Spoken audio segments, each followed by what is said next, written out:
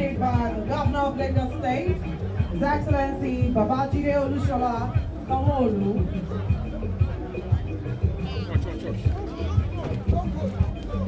We have in his entourage the former Secretary to the State Government, Dr. Tammy Donagogo, the Chief of Staff, Government House, Honorable Engineer Chukwemeka Wike, FNSE.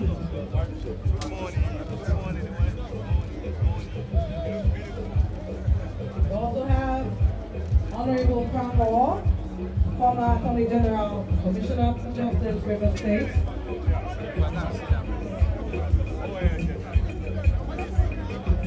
Chief Dan Obi, Vice Chairman, South Zone of the People's Democratic Party. Right. And to the benefit of mankind, to the benefit of the entire citizens of River State and Nigeria in general, we hereby formally and officially declare open this flyover, Orochiri,